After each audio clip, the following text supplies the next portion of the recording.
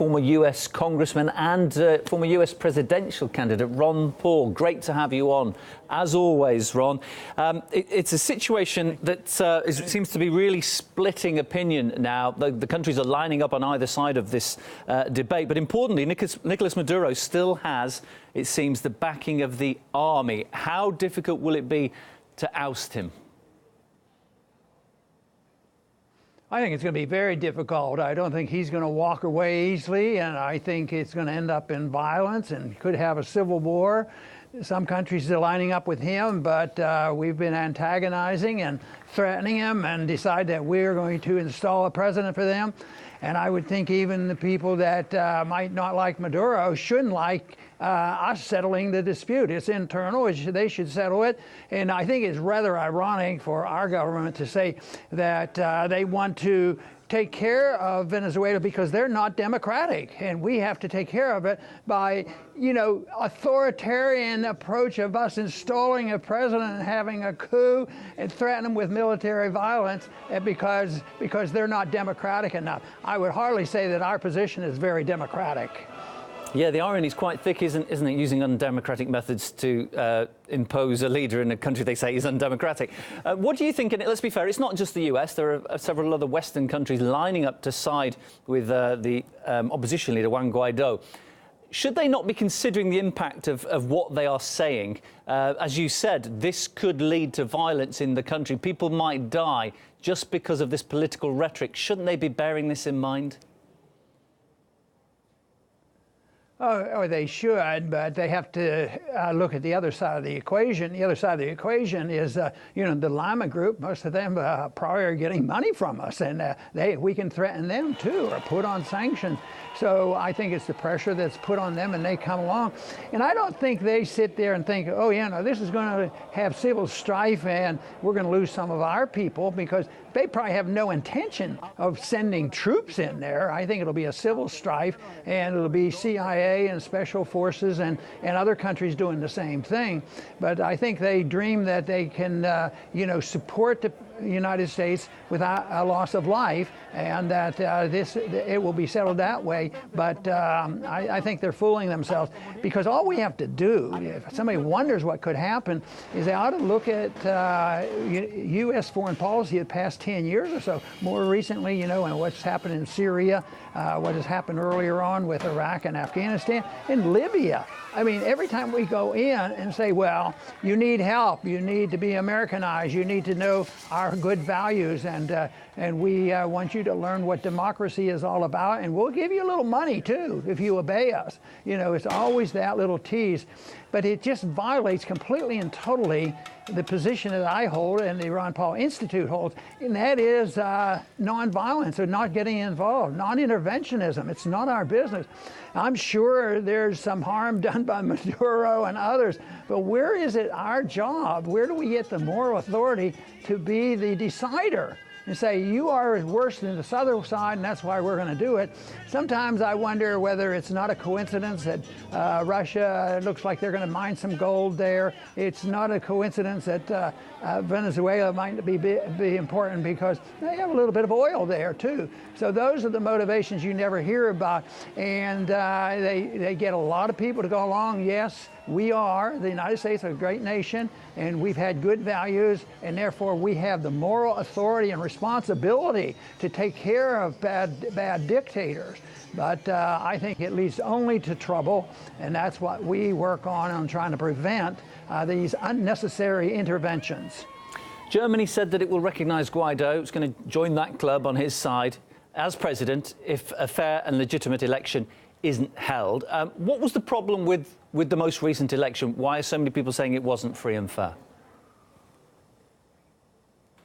In Venezuela, well, people said the resistance, Guaido and his group didn't even attend. They sort of boycotted it. But that's an internal problem. But that doesn't mean that if there were some infractions, that doesn't mean that all of a sudden we know what is best, and what we're doing is we're finding the truth, and we pick Guaido, and we're going to put him, and he's the president. So yes, there are problems down there, probably on both sides, and that's so often is the case when there's a breakdown like this, because Economically speaking, I've been strongly critical of, the economic policy of Venezuela, saying that it would lead to political problems, and that's why I'm so much opposed to government control of the economy, because it usually leads to impoverishment, and certainly I've always argued the case you end up with inflation, and they certainly have all these things, and it's food for fodder for the people who want to rebel and claim power.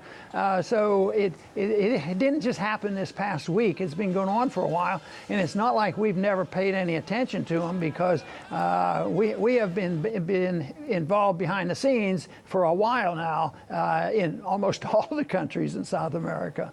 Ron, you talked about the US sending the special forces in. If the big Western complaint is that there wasn't a free election, why don't they send the special forces in and hold an election and allow Maduro and Guaido to both run in it? Why don't they do it that way instead of sending in the special forces and seizing power and then handing it over? Because it's none of our business, and we don't have the authority, and we can't force it, and there are laws, if you pay any attention to international law, and it's not even in our Constitution, because special forces going in and doing this is an act of war. We're invading and saying we're taking over, and the Congress hasn't had a say on this.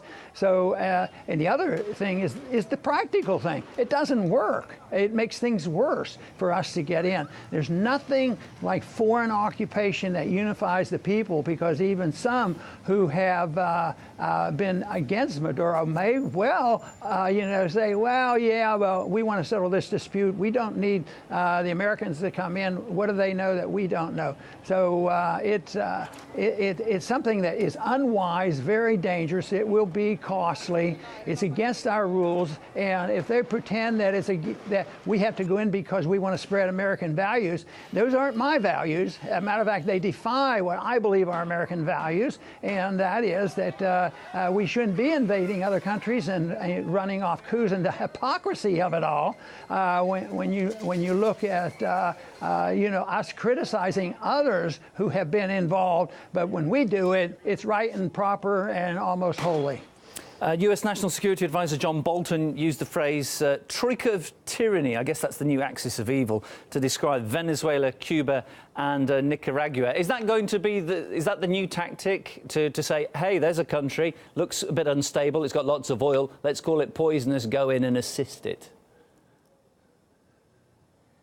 Well, it's all noise, because it doesn't offer any solution, and it just perpetuates the problem, endorses the idea that we should be involved in making these decisions and we should threaten people. I've claimed our problem is they won't accept my suggestion that we be non-interventionists. What they say is if we tell people what to do, and they do it, well, we give them a lot of money. We give them foreign aid and all these kind of things, wonderful things. But if they don't, they're going to get sanctions put on them, and they're going to be threatened, and then it will lead to violence, and then we want to overthrow governments.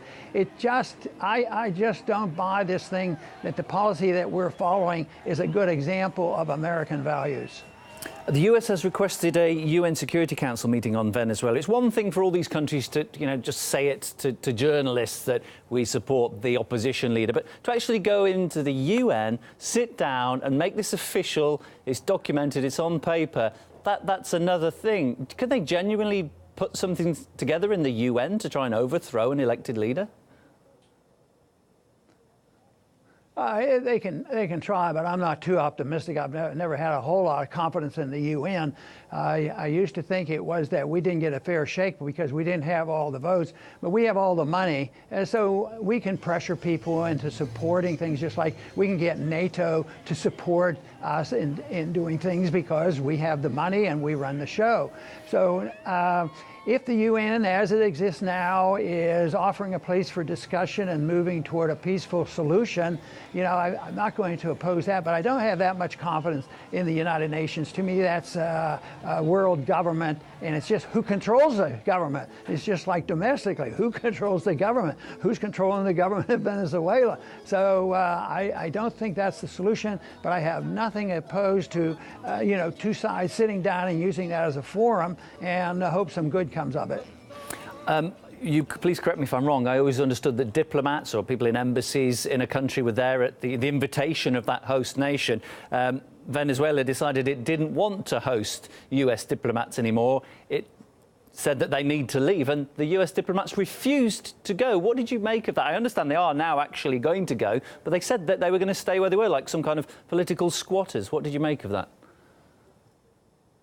Well, they were trying to enforce the declaration made by Bolton and these other ones that Maduro is not the government anymore. It's his hand-picked Guaido. He's the government, so therefore he doesn't have the authority, and that would, emphasize and make the point that he is no longer in charge. I think the fact that the embassy, the personnel is leaving, I think it's very, very good because under these circumstances, we're supposed to follow, the person that looks like the best person to represent that government.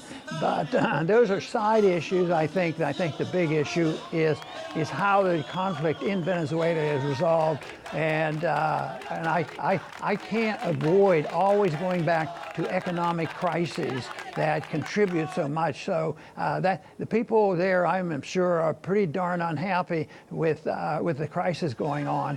And so if you do it superficially, or if you do it at the UN, or you force people to do something and they argue about who are we going to take directives from and whether or not we're going to close the embassy, that represents the debate going on, but it doesn't offer the solution.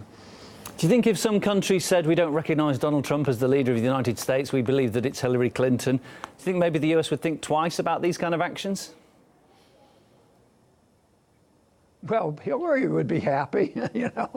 She's been trying to say that he's not legitimate, and I think it's terrible that people won't, and he gets punished more than he should because of that. But I think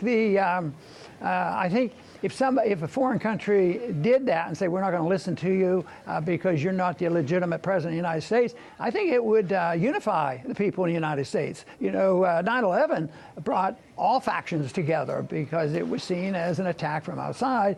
And so I think that is what would happen, because they would highly resent it, but they never turn it around and say, well, if we don't like it, why should we expect other nations to like what we tell them and the government that we're going to accept? And if we don't like what they have, we're going to change it for them. That's the part that so many people never ask.